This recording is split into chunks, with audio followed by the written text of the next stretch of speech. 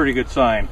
I'll tell you what, we're gonna do something today that a lot of hunters don't really like to do. We're gonna set up a ground blind deer hunt out of. And the reason being is there's a lot of this scrub brush, this shorter kind of trees that you can't put a stand in, but it's in a location that the deer are spending a lot of time in. You got some rubs, we've got some good trails, we've got an excellent food source.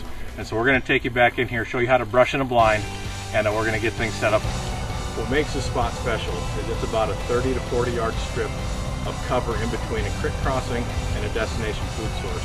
And as you can see, there's a lot of small, messy trees in here, and a tree stand set is just not ideal. So we brought a ground blind in, and we're gonna show you exactly where you wanna put this thing. Just like a stand site, there are right and wrong areas for it. So we're gonna show you a little bit about that. The first thing is, we're gonna set up from this spot. There's a major trail coming through here. We're gonna set up 10 yards from it in a dark area that's going to stay dark for the day, and we're going to brush it in.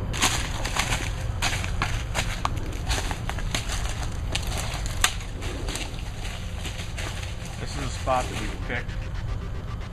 The reason is, as you can see, it's relatively shaded, it's dark, and we're still 10 to 15 yards off the major trail. So we're gonna get the blind set up and we'll brush it in. All right, we've got the blind set at the angle that we want. Now, one thing I want you to keep in mind is we have these two windows facing our primary shot. So we've got that one. Our secondary shot's gonna be against the food source, and that is the second window over here. So the next thing we're gonna do is break up the outline of this blind by putting some sticks and brush on it. And that's, deer don't like ground blinds because they stick out that way, too many edges. You put some brush on it, break that up, and the outline of the whole situation kind of becomes more part of the surroundings. So we'll get her brushed in and show you what it looks like that way. We're just about done with the blind. We're getting a couple more pieces put on and then get out of here. But something to keep in mind is a lot of this stuff still has leaves on it.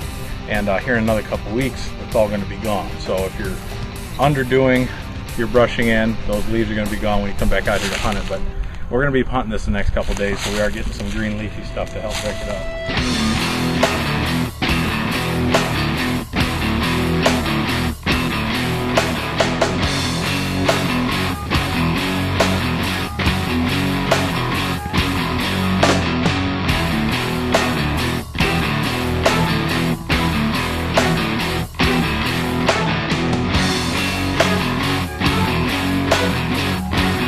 Been about 20 minutes, we got it done. Take a look at it. We've got that thing pretty well brushed in so that the deer will get a chance to get used to it, and that's the biggest thing. We probably won't hunt it for a few days, but I think that'll work pretty well. Morning, evening spot, food source, bedding area, can't beat it. We'll let you know if it works.